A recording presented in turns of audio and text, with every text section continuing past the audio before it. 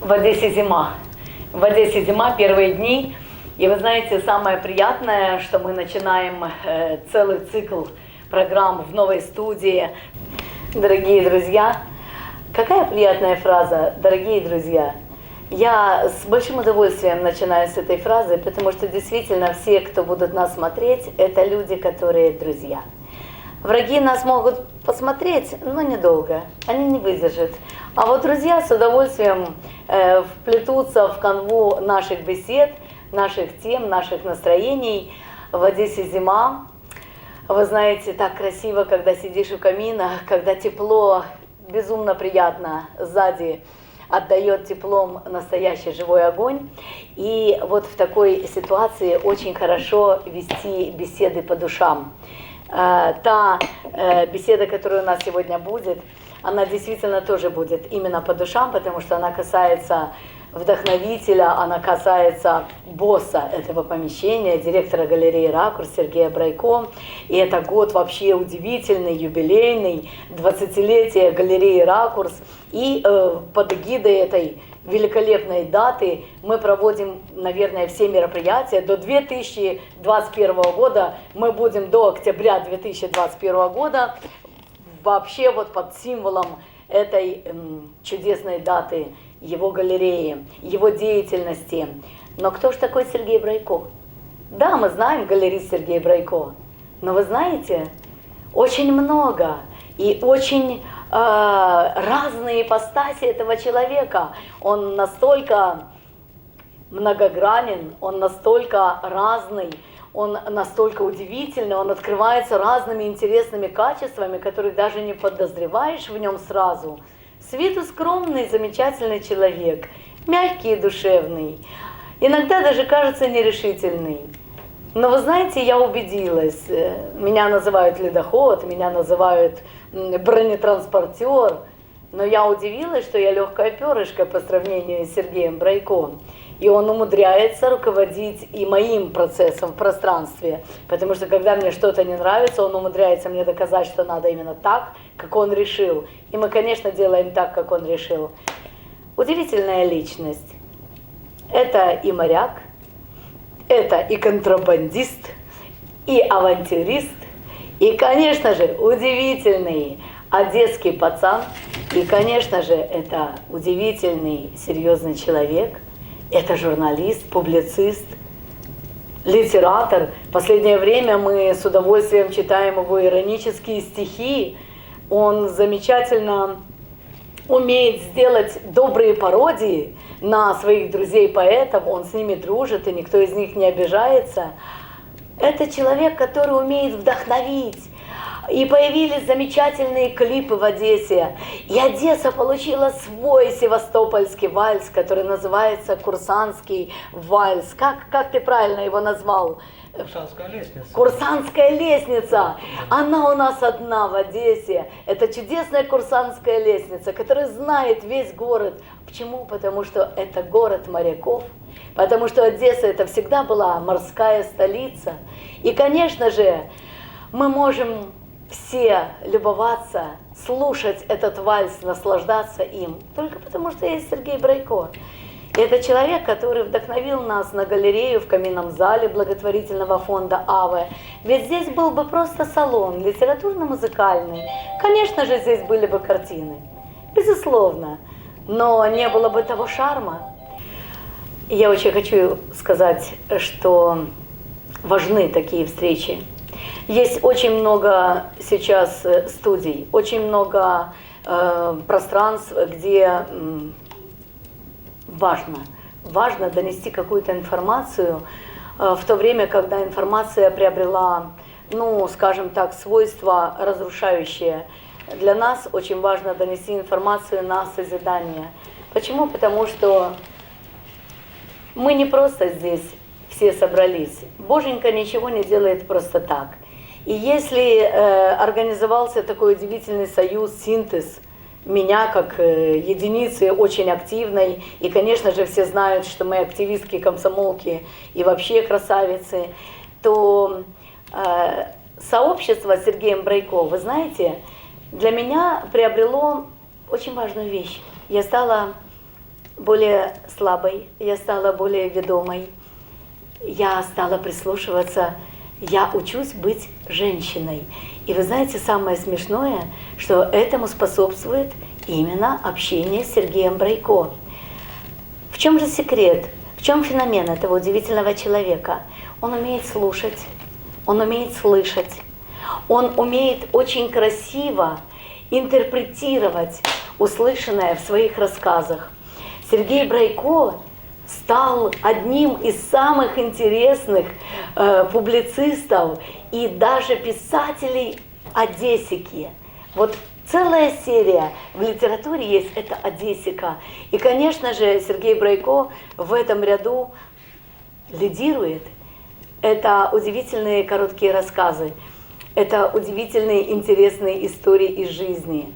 Это истории про художников, которых мы знаем и которых, оказывается, совсем не знаем. И вот такой же Сергей Брейко. Его знают все, но, оказывается, очень много сторон, которые не каждому известны. И вот сегодня мы хотели бы именно об этом поговорить. Это студия «Ракурс», которая находится на территории галереи «Ракурс» арт-пространства Сергея Брейко.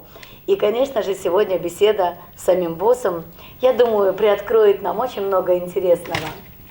Итак, Сергей Борисович, Сереженька, я так иногда лучше, его называю так лучше. Брейкошка. Это такая подпольная кличка.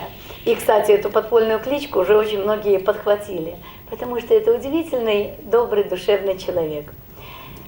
Сережа, давайте поговорим немножечко о вашем пути, который вас привел, наверное, к морю. Сначала к морю. Ведь вас называли Капом или Копом. Капой. Капой. Капой – это удивительное название. Я услышала его только от Сережи. Вы знаете, вот как-то моя жизнь прошла, я не знала, что есть, оказывается, такое интересное. Кликуха у него была вот такая. И называли его Капой. Вот давайте с этой кликухи и начнем. Да, был в Черноморце такой, он недавно умер совершенно, под 7 номером играл футболист Гриша Сапожников. Вот, его кличка была Капа. И как-то увидели, что моя манера игры где-то схожа с ним. Игры во что? Футбол. Ах! Какие же пацаны не бегали в футбол? Так, во дворе, при школьном дворе, еще где-то, где есть площадка, там и бегали. Вот. И как-то приклеилась ко мне вот такая кличка Капа. До сих пор, если я встречаю одноклассников, ну, Капа, привет. Когда здесь была презентация первой книги Сергея Брейко, меня поразила разношерстность людей, которые пришли приветствовать его и которые были с его двора, с его школы, со студенческих пор, вот с каких-то таких вот морских просторов. Это были совершенно разные люди, но они все были объединены такой любовью к вам. Вот как вы вот в разных кругах совершенно одинаково были любимы и принимаемы? Да, вот я сам удивляюсь, выросший в таком районе, да, как Дальние Мельницы, Молдаванка здесь под боком, вторая застава. Вот. Ну, причем время такое тоже бандитское было. Советский парк, там я, в общем-то, уже созрел. Я даже не знала, что ты играл в футбол. Это вообще еще одна полоса. А кто ж не играл в футбол в детстве? Конечно, играл, мне нравилось очень, и неплохо вроде. Но не зря же мне такую кличку дали Капа, да. Но ты вообще так много обо мне рассказал, наслоила. Так ну, есть хорошо, откуда, так хорошо, сказать, брать давай информацию. Отсюда, да, давай начнем, действительно, как я в море попал. Ну так вот, я хочу продолжить. Учитывая то, что, да, родился в таком районе, вырос там, и да, я находил общий язык и с бандитами, и, как сейчас говорят, с ботанами. То есть, ну, как-то умудрялся ладить и с теми, и теми. И наркоманы рядом проходили, и пьяницы. Вот, ну, как-то так. Так вот, я уже тогда, да, в 9-10 классе, я задумался, ну, кем я хочу быть, кем. Мне действительно нравилась журналистика. Я хотел быть журналистом. И был тогда факультет у нас в универе журналистики. Но, там же мажоры, там же как я вдруг там пацан с рабочей окраины. Окраины, да. Да, и преподаватели давили. Куда вы лезете? Зачем вам это надо? Ну, как вот такие времена были. Я побоялся. Я побоялся. А в мореходку, да. Мореходка это как на втором месте. Ну, как одессит, море. Значит, наверное, нужно, наверное, положено. О, еще и в армию не берут. Ну, вообще шикарно. Дедовщина это не мое. Я очень не хотел этого, проходить этот путь. И поэтому я с удовольствием поступил в мореходку, закончил ее, неплохо закончил. Остался работать на Черном море. Не в Одессе, конечно, потому что тоже это было проблематично. Но я уехал в Севастополь по распределению. Вот, когда были процентов, наверное, 80, это был Дальний Восток, Камчатка, Сахалин, и только там, плюс еще 10% была Балтика, и только процентов 10 оставались в Одессе. Да. Не в Одессе, на Черном море. Ага. Мы уже не говорим за Одессу вообще. Это сразу было зачеркнуто, потому что дядя, папа только таким образом попадали. Даже, как у нас говорят, на Тюркин флот, то есть в Антарктику. Вот. А Атлантика Севастопольская, это была сестра нашей Антарктики. Вот два таких предприятия в рыбной промышленности. Так интересно, когда мы выставляли Натальи Романовской картины, помните, там были такие с ракушками интереснейшие такие картины, которые рядом с абстракцией, но очень такое было натуралистическое. И вдруг всплыли еще одни кадры. Вот название забыла. Чем вы там занимались по поводу дна морского? Это я уже когда перевелся из рыбфлота на научно-исследовательский. Когда говоришь научно-исследовательский, все сразу вспоминают серьезно. Гагарина, были эти наши, да, шарики, Гагарин, Комаров, вот эти вот были, и погодные были. Нет, мы занимались совершенно другим. Я работал в Южморгеологии, то есть я какое-то время в своей жизни праздновал День геолога. Ух ты! Я был причастен к этому. Только морского геолога. Морская, да. Мы добывали магнитомарганцевые, так назывались они, конкреции, изучали их.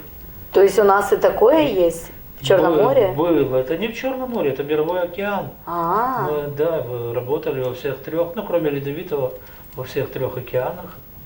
И наша задача была на тот момент оконтурить месторождение вот этих магнитомарганцевых конкреций и застолбить, поставить советские флажки. Что это наше? Это наше, да. То американское, это наше, то японское. То есть это своеобразная политика такая, внутренняя? Абсолютно, конечно. Это было время большой политики. И больших свершений? Да.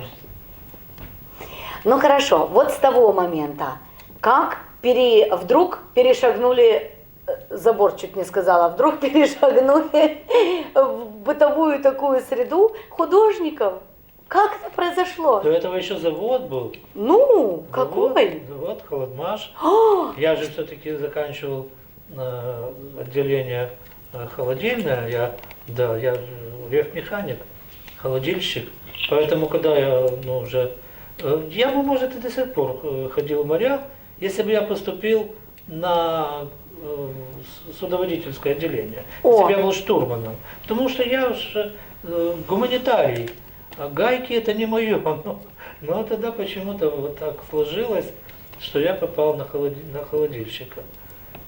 Так вот, и поэтому я когда уже, будем говорить, завязывал с морями, куда? Холодмаш, вот есть такое предприятие, меня с удовольствием туда взяли, и я там 7 лет отрубил. Вот как положено. Удивительно. Я знаю, что пока вы плавали, когда вы ходили в моря, были такие ситуации очень критические, и об одной из них я узнала и, в общем-то, заставила вспомнить Сергея Брайко. Это касалось пожара на корабле. И Сергей Брайко вспомнил, он говорит, совершенно забытый эпизод, но надо же, и даже включил его где-то в какую-то книгу, да? Да, вот когда я уже начал, свои какие-то воспоминания записывать, Меня мой сын подтолкнул к этому. И, ну, Колобова тоже. До Колобова дойдем. Чтобы не забыли, чтобы не забыли. Вот, то я начал вспоминать, и морские они всегда были, они яркие, они впечатлительные, поэтому как их не написать. А теперь о Колобовой, да. Потом действительно, я, ну как любой, наверное, человек, когда берется за перо, да еще в таком возрасте. В серьезном возрасте. Да, есть что вспомнить. Есть то, что вспомнить, ладно, но есть какая-то боязнь. Ну, а кому это надо? А как это в сравнении с другими? Да я так не напишу. А Колобова послушала первые мои какие-то рассказы. Ну, так это ж классно, это Колобова даже не замечательно. первые рассказы. Вы знаете, вот Сергей Брайко подзабыл. Колобова увидела абсолютно случайно посвященную десятилетию брошюрку именно его галереи «Ракурс». И вот это состояние, когда я начала читать. То есть брошюрка была вот просто как небольшой такой каталожик. Только это был необычный каталожик. Это была публицистическая, замечательная, интересная такая жемчужинка, в которой были немножко картин, чуть-чуть о художниках. И остальное это было волшебство, творчество этих участников галереи «Ракурс», которые побывали в поле зрения Сергея Брайко. И как складывались истории некоторых картин, и как складывались истории некоторых судеб, некоторых ситуаций. И все это было написано таким легким, тонким, кратким вариантом, что я поразилась, он же великолепный публицист. И вы знаете, ну, конечно, Колобова очень любит зажигать звезды. Это моя слабость. Я такая скромная девочка, что я именно... Нет, правильно. Я с удовольствием подтверждаю именно вот эту версию, которая для меня, наверное, очень важна. Мне нравится, когда я вижу что-то, и Вот дать это, этому извини, толчок. Я скажу, это миссия Колобовой, она стольких людей вот направляет, она находит в человеке талант Да, и направляет его вот по этому пути. Вы знаете, с удовольствием направляю по пути. Еж птица гордая, пока не пнешь, не полетит. Чудесная, хорошая поговорка. А вот по поводу ежа, что еж птица гордая, когда-то эту пословицу мне сказал Павел Мацкевич. Это было далекое время, еще более 15 лет назад, когда он уговорил меня мои стихи собрать воедино и даже помог мне в том, чтобы появилась на свет моя книга «Небеса не возражают». Так вот, я когда-то была как еж. Вот, у меня очень много было записей, очень много было каких-то бумажечек, сам для себя пишешь, иногда ночью встаешь, потому что спать не можешь, вдруг пришла муза.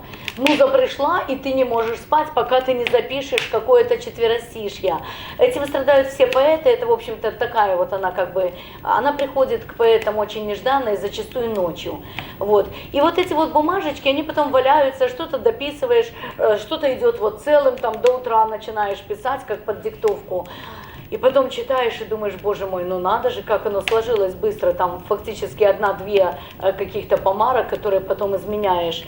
А иногда бывает вот такими вот кусочками информацию напишешь, и тогда уже ложишься спать, отдыхаешь с чувством выполненного долга. Но это одно дело, извините, творить, а другое дело все это собрать воедино и издавать. Это уже совершенно другая, это техническая сторона, на которую зачастую творческие люди как раз и не готовы.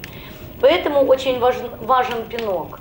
Хотела сказать, что у меня Брайко такая птица гордая, еж. И, конечно, когда я его уговаривала заявить о себе как о публицисте, как о журналисте, это не пришло сразу. Сергей сомневался, а достоин ли, а стоит ли. И вот благодаря тому, что рядом был еще его сын, благодаря тому, что были друзья, которым очень нравились его рассказы, он же зачитывал их где-то в компаниях. Более того, он удивительно в компаниях писал такие тосты в стихах. И вот такой тост зачитывал, оно поднимало настроение. И, конечно же, оно было весело, потому что в этом тосте были такие строки. И он уже с юмором там мог что-то в такое эдакое всколыхнуть в человеке. Поэтому я посчитала своим долгом и делегировала его, буквально давала рекомендацию в Союз, Национальный союз журналистов. И, конечно же, была моя большая гордость, когда вышла первая книга. Я чувствовала себя сопричастной, и мне очень радостно было, что Сергей Брайко идет дальше. Сергей Брайко совершенствует сам себя, показывая новые горизонты в своем творчестве. Поэтому вот сейчас мы как раз к этому творчеству и подкрались. Я хочу сказать, что в первой книге, почему книга «Зигзаги» вообще назвала? Вот что за название такое было? Вот всех это интересует. Да, интересно, что действительно все 4 мною изданные книги, они имеют в своих названиях слово Зигзаг времени, зигзаги времени. Время зигзагов. Зигзаги какие-то. Мои, там... лишние мои зигзаги, ну и так далее. Вот. Зигзаг еще зигзаг. Да. И вот сейчас мы уже готовим к публикации «Зигзаг». Пятую книгу. Пятую книгу, да. «Зигзаги високосного года». Год непростой. Какие-то у меня, конечно, есть, были мысли, хотелось что-то выразить. И вот так она будет называться. Зато следующее мне Рита подсказала. Да. Будет «Зигзаги любви». Да, это будет чудесно. Эта книга будет всех книг, потому что в ней будет любовь. Это здорово. Почему, все-таки ответить на вопрос, почему «Зигзаги», ну, я однозначно не могу. Я думал, как же назвать свою первую книгу. А там, смотрю, ну, скачет все-таки у меня. То я морской рассказ разместил, то там Холодмаш вспомнил, то детство вспомнил. И, ну, а как это еще, если не «Зигзаг»? Все время «Зигзаги» Вот, памяти. кстати, я сейчас вернусь буквально секунду, я люблю поговорить, это такое слабое мое качество. Я вспомнила по поводу того героизма на... Что это за было судно? Это Феодосия, это научно-исследовательское. Научно-исследовательское судно. Вот, казалось бы, человек такой спокойный, тихий, даже, можно сказать, неактивный. И вдруг именно этот человек проявил и активность, и, как мне рассказывали, что именно Сергей Брайко предотвратил вообще серьезнейшие последствия, при том, что он... Кем ты там был? Рейфмехаником. Рифмехаником. Так вот, мне его коллега рассказал, что капитан в это время вообще спрятался. То есть он ушел от пожара. Куда он спрятался? На док ушел. Звонить, якобы. То есть он ушел якобы звонить, а команда осталась 1 на 1 со стихией огня. И вот такой вот человек, как Сергей Брайко, расскажи вот эту ситуацию. Там просто сообразительность сыграла. Была подана неправильная команда обесточить пароход. Мы в доке стояли, и когда пожар, стихия начала развиваться, то есть она могла охватить машинное отделение. А в этот момент люди были в столовой и смотрели вечерний фильм.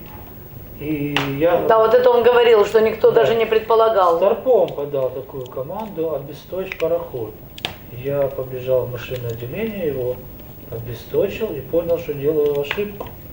Чужую ошибку, но все равно я делаю. В потемках вообще ничего не будет понятно. И поломают люди ноги, руки. Я вновь включил свет и задраил себя изнутри. Потому что пламя подбиралось к машинному отделению. Вот, задраил себя изнутри. И, я, конечно, знал, что есть один из выходов, аж на пеленгаторную палубу. Я, правда, не знал, в каком он состоянии этот выход, но выбрал. Советские люди. Слава Богу. Это удивительно. Вы знаете, героизм советского народа вот в таких мелочах, да, то есть он, на авось. Есть там выход, нет выхода, но он спасал пароход, судно, он спасал людей, и фактически вот его действия... Машинное отделение, это главное. Оно бы взорвало все. То есть все. Там... не взорвалось, танки пустые были, но... Слава Богу. Но сгорело бы просто-напросто, и уже бы не восстановили этот пароход. А так, жилые помещения сгорели. Их легко Боже восстановить. мой, и вот таких вот ситуаций, а человека ты спас, еще он рассказывал, ты Ни где-то одного. там, Ни да, одного. да, вот, а вот как ты спасал этого ребенка? Это что за была такая ситуация, что ты мальчишку какого-то спас? Да пусть люди читают книги. Вот видите, вот не хочет рассказывать. Вот он вас, а в книгах это все есть. Поэтому действительно, когда будет презентация, мы всегда на очередной презентации приносим все книги, какие еще есть в остатке, и люди действительно могут почитать такую удивительную для себя Одессику, открыть Одессику современную, которая написана таким удивительно понятным, чудесным языком. У нас, кстати, в гостях был Георгий Делиев, и вы знаете, для меня было праздником его появления в галерее «Ракурс». Сергей Брайко более, так сказать, спокоен в том плане, что они уже дважды виделись за время галереи, да? Но он третий раз участвует в наших проектах, вот, и поэтому я, во-первых, я вот не успел ему сказать, что он как художник вырос очень, потому что я помню первую, когда он только начинал заниматься живописью, работы были так себе, а сейчас они все наполнены, они имеют наполненность, самое главное. Вот. Ну, я вам скажу, что так себе, человек Грековку заканчивал. Но Он же не учился в он не Грековке. писал очень Да? долго, конечно. Это вот уже, когда он, будучи известным, вернулся к живописи. Просто мне хотелось сказать, что когда был Георгий Делиев, я с радостью Сережа надоумила: подпиши свои книги. Почему? Потому что маски-шоу, мы же все обожаем маски-шоу Георгия Делиева, «Мамма Мия, Санта-Мария». Я, конечно, готова была его расцеловать. И вдруг у меня возникла идея, я ему даже сказала, я говорю: Жорик, когда ты почитаешь, говорю, ты там найдешь такие изюминки, а вдруг они войдут в ваши сюжеты, потому что сюжеты-то рождаются у них из жизни, то есть не только классику можно переначить с улыбкой, но наша жизнь полна смешных сюжетов, а Сергей Брайко умеет их подчеркнуть. Поэтому очень интересно, кстати, что наш Всемирный клуб одесситов, да, который с удовольствием принял Сергея Брайко, и который провел его первые презентации также наравне с галереей «Ракурс». Да, я почему-то еще не член Всемирного клуба одесситов, но могу гордиться, что вот у меня уже автор. две Одесские ведомости, Да. новости, одесские новости. Всемирные одесские новости, да, газета, которая выходит раз. Вот эти Это- всемирные детские новости, кстати, Да. оказывается, уже не раз печатают. Для меня это было тоже неожиданно. Я сказала: вот, впервые здесь напечатано именно, как назывался? Ну, это публицистика, мои дальние мельницы называется. Мгм. В последнем Так номере. вот, это публицистика Майда. Вот смотрите, Риты Колобовой в детских новостях нет. Я сейчас, знаете, как сказать, просто почему сказала, я пока искала эти мельницы, поднять паруса, и вдруг читаю: командуют сестры Вербы. Думаю, как хорошо. А Рита Колобова у нас невидимка. Она поднимает паруса как невидимка. Никто этого не знает, и никто об этом не прочел за все 10 лет. Да, Но, да. тем не менее. Да, прежде у меня был написан короткий рассказ, размещен, вернее. Вот Голубовского. Я хотела сказать, что Голубовский умница. Женечка, он всегда, он очень деликатный человек, он удивительный человек. И когда Сережа лежал в больнице, и была презентация последнего номера одесских новостей, а я всегда всех презентую. Ребята, мы очень благодарны, что вы есть. Это замечательный выпуск, и это действительно классно. Все, что классно для Одессы, оно классно и для Риты Колобовой, потому что, несмотря на то, что я в последнее время стала не забывать себя, а этому меня научил Валерий Макин, он дал мне шанс. Он дал мне шанс жить и немножечко напоминать людям о себе. И я ему за это благодарна. Так вот, именно вот Голубовский, когда Сережа лежал в больнице и делегировал меня, чтобы немножко пару слов сказать о благодарности и, конечно же, взять несколько газет для семьи, для друзей, потому что мы очень ждали этого выпуска. Женечка Голубовский, ведущий, дал просто тихо знак.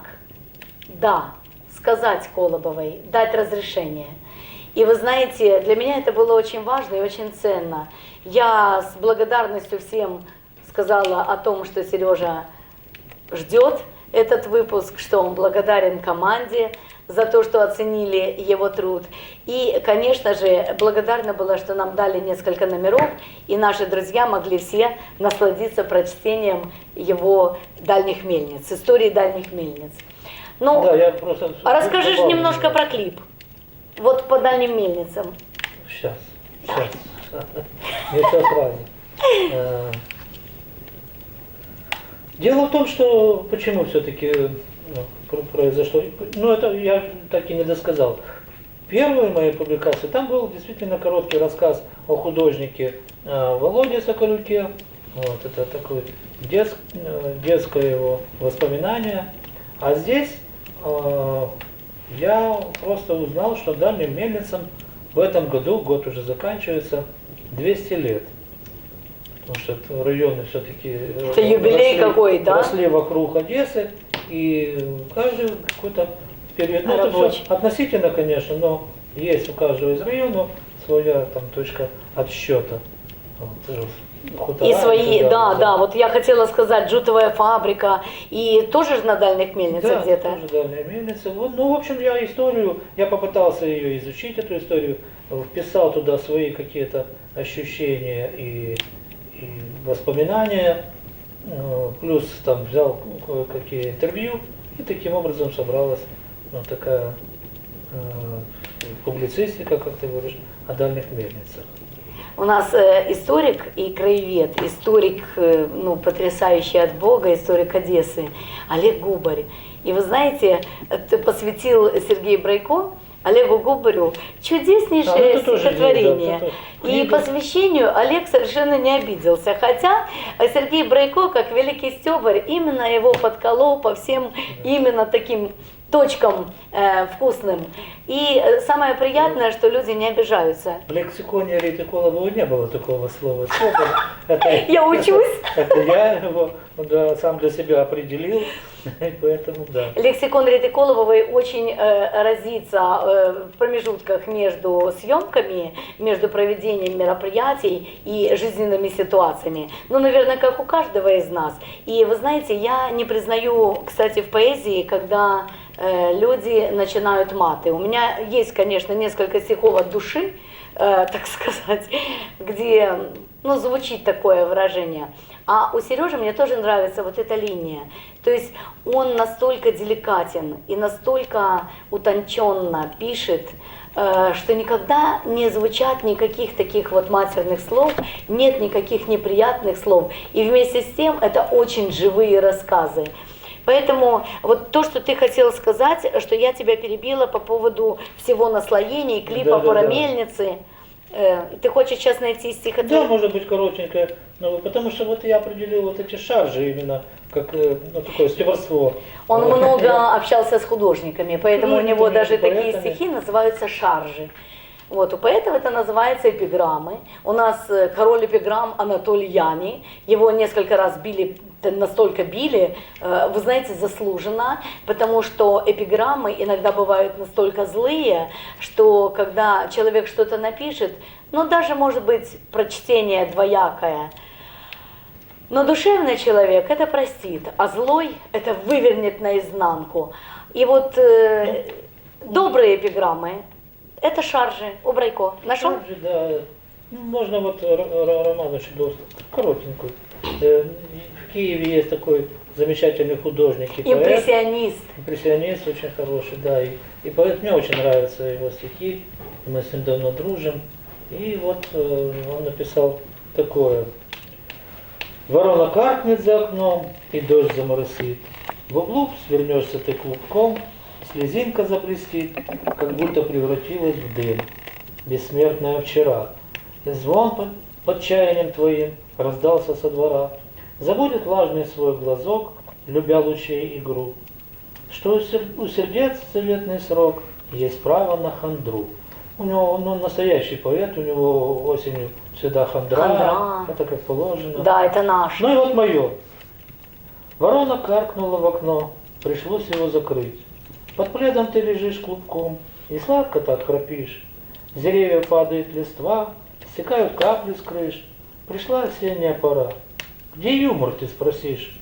А нету, Осень ведь она для всех пора хандра. Вот если я ее хандру куда-то прогоню, тогда я с юмором стихи опять писать начну.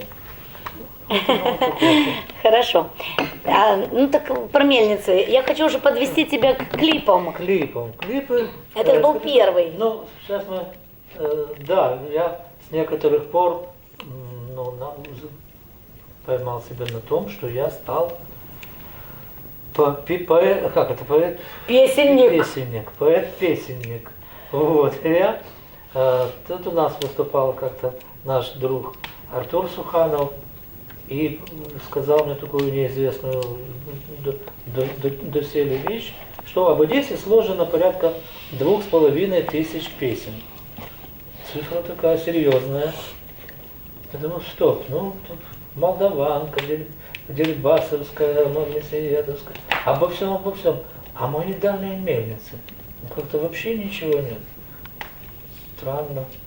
Ну вот я и написал такую песню, отдал в нужные руки Виолетте. Надо сказать, что у нас команда, вы знаете, настолько творческих людей.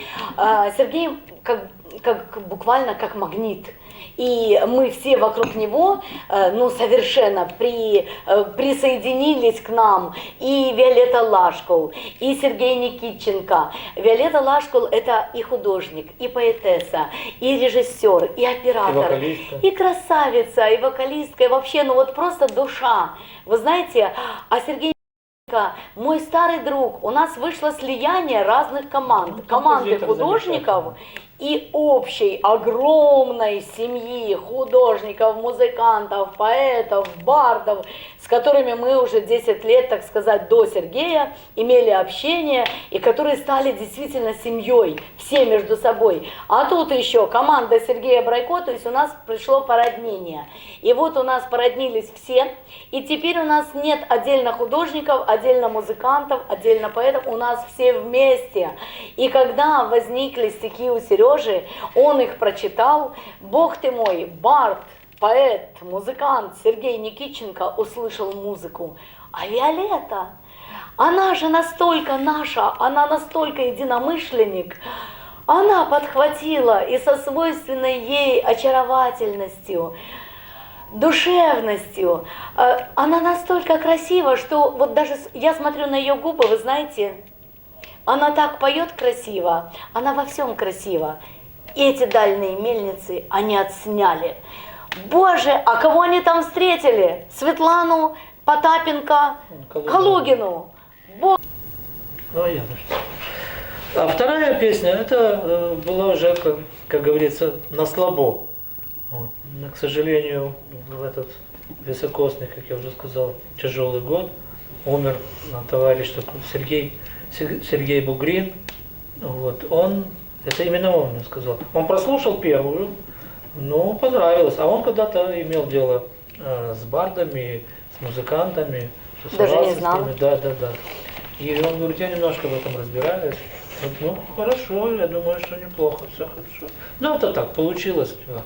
Типа, ну, а слабо... Случайно получилось. Да, слабо. Он мне все время подкидывает какие-то идеи.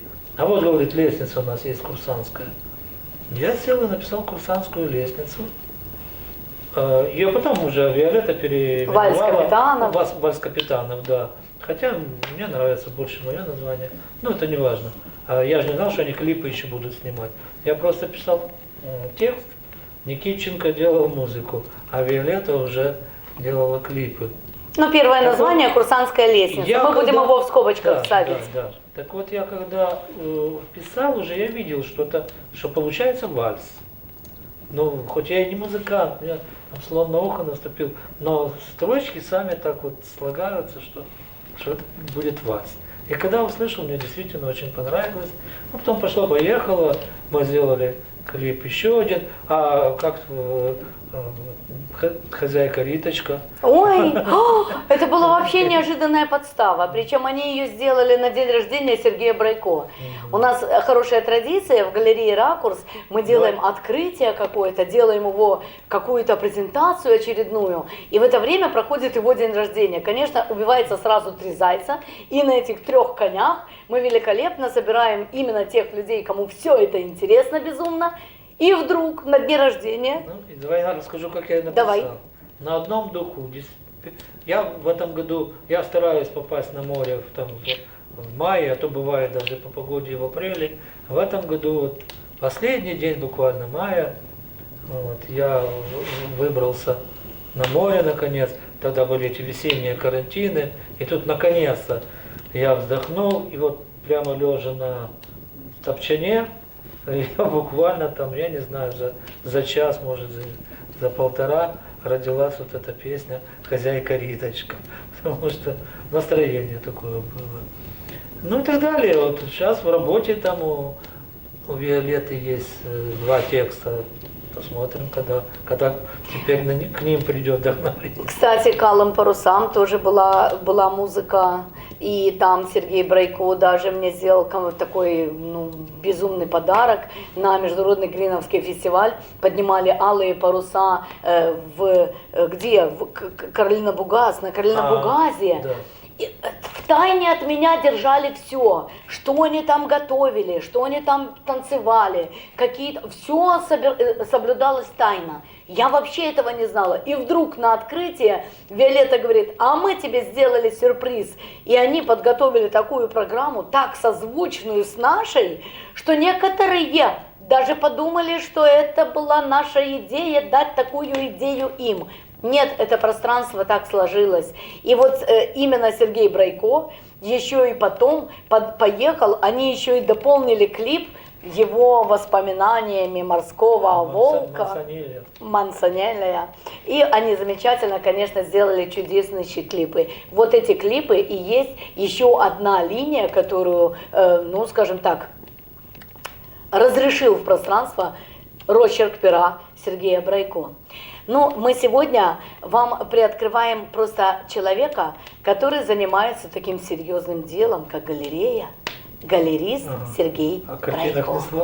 Поэтому мы сейчас тихонечко расскажем еще о том пути, который привел его с морского, так сказать, через берег с морского судна на площадь, как она называлась? Горсад. Горсад меня подвергает. Я описывал это все.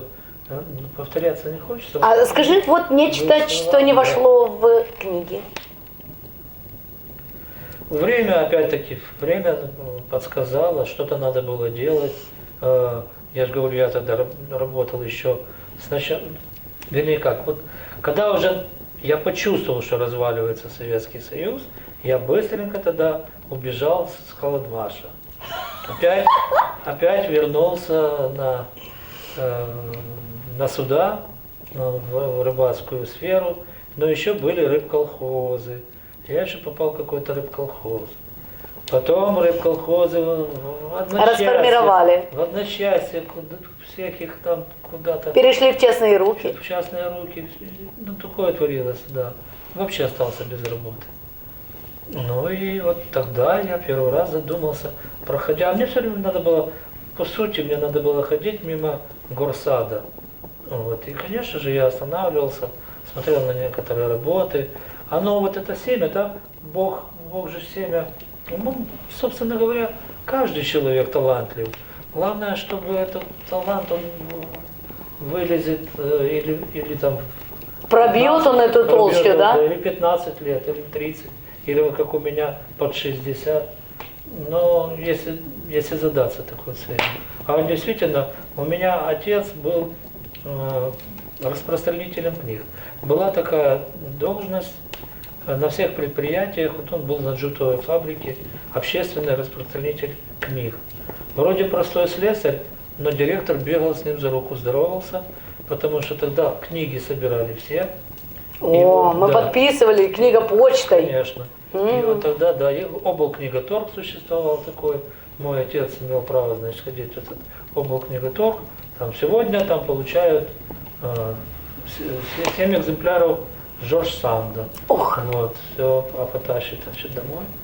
Ну, первый том вышел, тащит домой. Тому.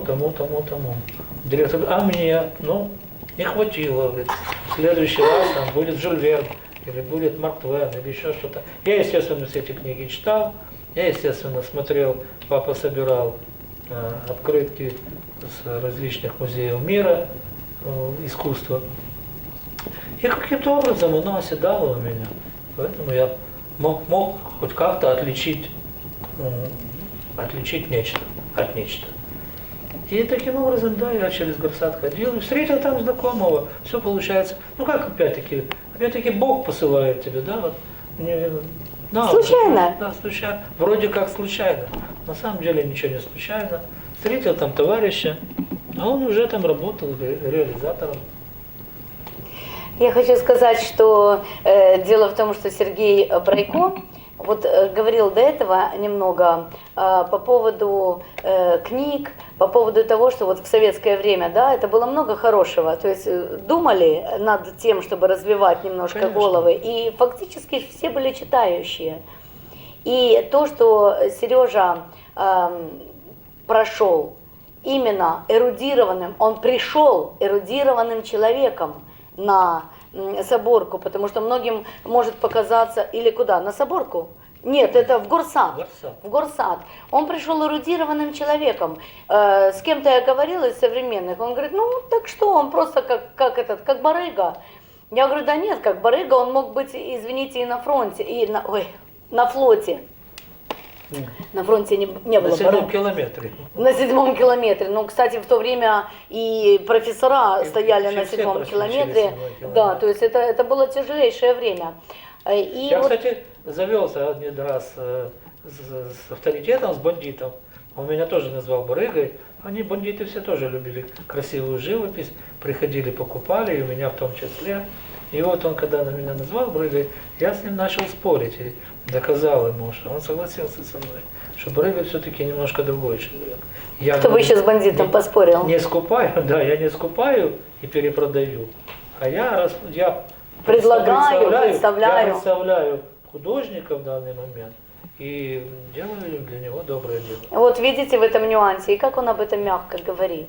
Он вступил в спор с бандитом, а с бандитами вступать в спор в 90-е, бандит мог вынуть нож и просто его пырнуть.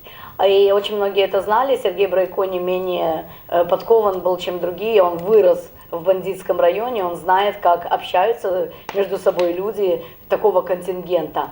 Мне хотелось сказать, подчеркнуть авантюрные нотки Сергея Брайко, не аферистические, а авантюрные. Причем эти авантюрные нотки позволили ему выходить сухим из ситуации, когда его туда макали вне его воли. Это был момент развала, когда воровали все. То есть 90-е годы, помнишь, когда ты рассказывал, как ваш теплоход или пароход, он пошел в одну точку, и там вы оттуда могли вообще не прийти. То есть вы оттуда приехали совсем иначе. А если бы как-то сложилось, людей отправили в рейс, не сказали им про аферу, то есть афера была, что продали это судно. Ну да, почему я вначале, ты сказала в начале нашей беседы, что контрабандист самый настоящий. Я почитал, есть стихотворение у Эдуарда Багрицкого, контрабандист, то они мелко плавают. Абсолютно. Потому что мы творили в 90-е годы. Ну, Багрицкий просто до 90-х не дожил, он такого представить себе не мог. У них время там мелочи были. Да, ну вот этот вот случай как раз и показывает, что действительно такие времена. По поводу авантюризма, вот что я хотел сказать, да, если опять-таки возвращаться к моей биографии, то, представляете, да, я прихожу к жене, такой здоровый молодой человек, который может, это я сейчас уже хиленький, тогда, Стерся? да, стерся. А тогда, значит, здоровый молодой человек, я ей говорю, я, наверное, буду торговать картинами в Горсаду. В общем, не восприняла она это, ругалась, все. Но куда я там за неделю заработал, по-моему, $50 на то время. Да. Принес ей, когда вообще... Но месячная зарплата до $100 не дотягивала. А тут вот за неделю 50. Ну, она так чуть-чуть Серьезно? замолчала, потому что втянулась, и потом вместе со мной тоже стояла и торговала. А я хочу сказать, что Людочка удивительная боевая подруга, удивительный друг и удивительная женщина. Людочка человек, который всегда рядом. И все наши годы вот общения, это больше 5 лет, более 5 лет, Людочка всегда делает наши праздники невероятно Вкусными. сладкими. Людочка печет потрясающие шарлотки, которых в Одессе, я не знаю, кто еще так может спечь шарлотку, потому что с ней даже не тягаются наши чудесные друзья кондитеры. Очень вкусные, очень прекрасные компоты. Это чисто одесский вариант, вот как говорят так. И поэтому хотелось бы вот немножко историю общения, вот как Людочка оказалась в твоей обойме, как ты ее захватил, где ты ее поймал, как произошло. Я не знаю, Вы это так похожи. Вот они реально похожи, они удивительные. Вот здесь, кстати, я пишу о том, что такие хутора, такие районы, как Дальняя Мельница, они еще чем... Хороши. Отличаются. Отличаются, наверное, да. Отличаются от центра города, что там все друг друга знают, все между собой поженились, покрестились. То же село. Да, то же самое, что в селе. Поэтому мы жили с ней в одном дворе в разное время. Она моложе меня, конечно. Вот. Учились в одной школе, потому что там одна школа. И одни преподаватели нас учили. Ну вот так, как-то так. А вот расскажи историю про ваш выпускной вечер. Или это твой был, или это ее был выпускной вечер? Нет, ну это ее, я уже моряк был тогда. Да. Вот, и, конечно, я не мог. Я ее, в общем-то, очень... Присмотрел, да, со школьной скамьи, как говорят. И я не мог не прийти на ее выпускной вечер. И весь такой дэнди. В джинсах, в джинсовой куртке с длинными волосами. В те времена джинсовые, Да. представляете, это был целый комплект. Раньше джинсы были, вау. А куртка-то вообще. Да, и, конечно, моя милиция меня бережет. Они сразу заподозрили во мне что-то неладное. Ну, конечно, Меня барыга. Убрали с этого праздника жизни детского. Наши люди И увезли. в булочную, да, на Да. такси не ездят. Вот, увезли в участок. Но, слава богу, тогда и директор, и завуч тут же кинулись. Я уже 5 лет как не учился в школе, но... Но Людочка успела узреть тебя все-таки в этом наряде. Не, ну кто, конечно, все меня видели в этом наряде. Это же не сразу там я только появился. Я какое-то время там потанцевал, как положено. В общем, не формат. Был не формат, и поэтому меня оттуда убрали. А директор и завуч тут же звонили, тут же подняли всех на уши. И, Освободили да, освободили. своего. А вот видите, какая замечательная семейственность и внутреннее состояние родственности между людьми была в то время именно в этом рабочем районе. И хочется сказать, что вот сказал Сережа о неформате, наверное, поэтому он все-таки и вписался в наш неформат, потому что мы ломаем все рамки, все представления. Мы умеем идти своим путем, если нам нравится так. И нас не смущает, как это будет воспринято. И зачастую это воспринимается классно. Если нам не завидуют, то с нами идут в ногу и повторяют наш опыт. Ну а если завидуют, немножко поливают грязью, но не без того. Ну, Сережа, рассказывай дальше. Вот я тебя немножко сбила по следующей твоей песне, которую ты сделал после «Дальних мельниц». Вот этот карантинный вальс и следующий вариант.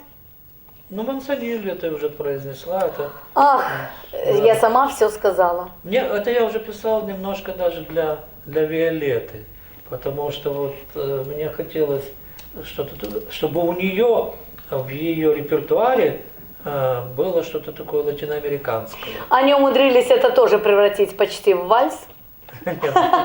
Но вы знаете, мне жалко в этом клипе, я надеюсь, когда-то его переснимут, и танцевать будет сама Виолетта, потому что она будет намного интереснее танцевать.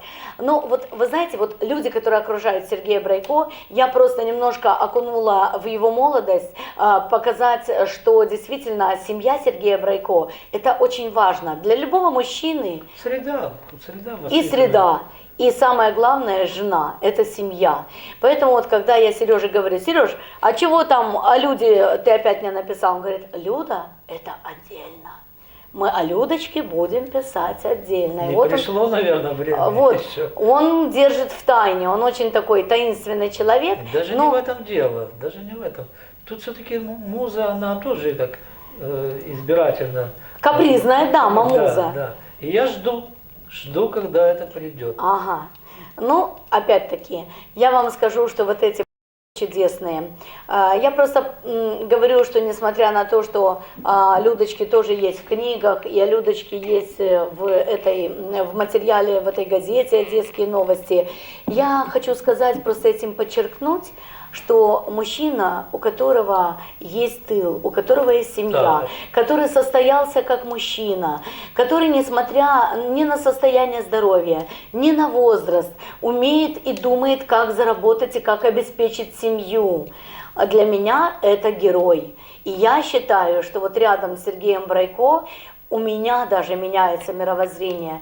Я понимаю, каким должен быть мужчина. У меня есть такие друзья, они в нашей команде, и Сергей Никитченко, и Олег Вадиула, да. Ну вот ребята, которые замечательны, да, господи, всех перечислить-то невозможно. Да. Но Сергей Брайко стоит number one. Потому что с него началась моя переоценка ценностей. Если я была под таким названием «я сама», да, это была такая фишка «я сама». То есть мне никто не нужен, я самодостаточная личность, я яркая единица, которая смогла сделать себя, смогла сделать других и смогла выпустить их в мир. А тут я стала, извините, ведомая. Тут я говорю «да», Сергей Брайко говорит «нет». Этого не будет, надо сделать так. Опа! И вот этот наш тандем, а я-то наоборот, я пришел тихий, совершенно незнакомый в других кругах, ну, кроме там галерист. А тут меня Рита начинает поднимать, и мы вот как-то так выравниваемся. Выровнялись. Почему? Потому что первое время Сергей Брайко такой, знаете, тихо отползал с кадра. А сейчас, когда он уже осознал свою важность для меня, для кадра, для того, что делается вокруг, когда он осознал, что он для нас, вообще, кто он для нас, личность того, кто идет впереди. И это не всегда человек в плаще, и это не всегда человек на джипе, и это не всегда человек, который правит миром. Это иногда бывает удивительно тонкий человек, личность, которая позволяет открыться другим. Итак, с вами сегодня был совсем необычный, наш замечательный, всем известный Сергей Брайко и Рита Колобова. Спасибо, Риточка. Спасибо.